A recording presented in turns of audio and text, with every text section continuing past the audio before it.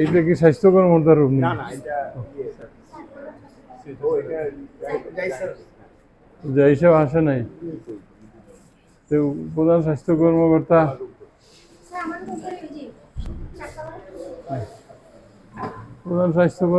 তো না আসলে ওনার সাবঅর্ডিনেটরা কিভাবে দিয়ে করবে? আপনারা এই ডিপার্টমেন্টে কতজন? আপনারা সবাই থাকে স্যার, আউটডোর থাকে তো তারা ফিল্ডও যায় গেছে। বেশিরভাগ আউটডোর। এক্সপ্রেসে কতজন? মাস্টার আছে, পারমানেন্ট আছে 100 উপরে। 100-র উপরে। এরা কি 9টার মাঝে অফিসে আইসেনি? আছে স্যার, কিন্তু সুবিধা নেই, আছে সবাই লাগছে। কালকে স্যার কঠোরভাবে বলেছে কই দিবা 9টার মাঝে এই অফিস করতাম। তার মানে সরকারের নির্দেশ আপনারা খুব একটা পালন করতে আগ্রহী নাই, যে এটা অন্ত রমজানের দিন যে একটু ঘুমাই টুমাই একটু আসি। এইটা পানির বিল কিন্তু কয়জন কাজ করে? একলা? তুমি টাইমলি আইছো, গুড। Tax collection. এইখানে আপনারা রাজস্ব কালেকশন করেন, অফিসার কই?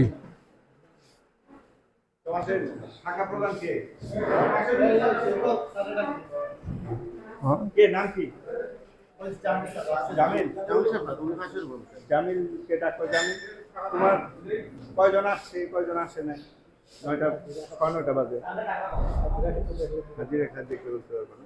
এইখানে কতজন? এখানে স্যার আছে 69 জন। এটা রাজস্ব শাখা হইলো এই কর্পোরেশনের সবচেয়ে গুরুত্বপূর্ণ শাখা।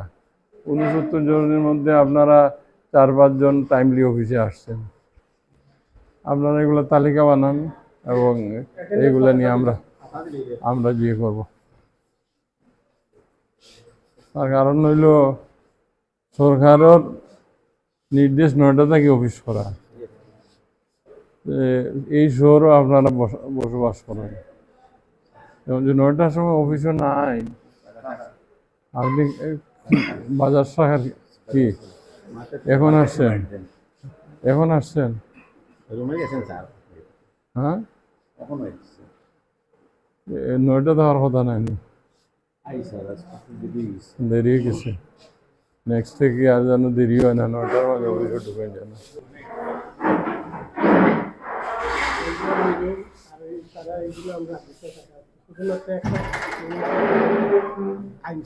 আপনারা টাইমলি দয়া করে অফিসে আসবেন। এইটা আজকে অবশ্য দেখে গেলাম এবং জানলাম কি পার্সেন্টেজে আপনারা অ্যাবসেন্ট থাকেন। ভবিষ্যতে কিন্তু আর ওই মুখে আর হবে না, এগুলোর বিরুদ্ধে যথাযথ ব্যবস্থা নিব। ঠিক আছে? এই অন্ধকার কেন? এখানে লাইট জ্বলে না?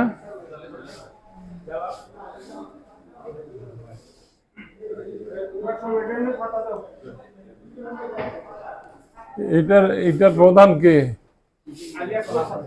আলী আকবর সাহেব। কি উনি কি টাইমলি অফিসে আসেন না? হ্যাঁ,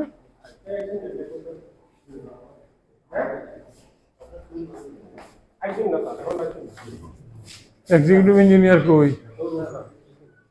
আচ্ছা, ওনার রুম বুঝলাম, এক্সিকিউটিভ ইঞ্জিনিয়ার এরা কই? চিফ ইঞ্জিনিয়ার এখন অফিসে আসেনি, এই জিনিসটা দেখলেন না?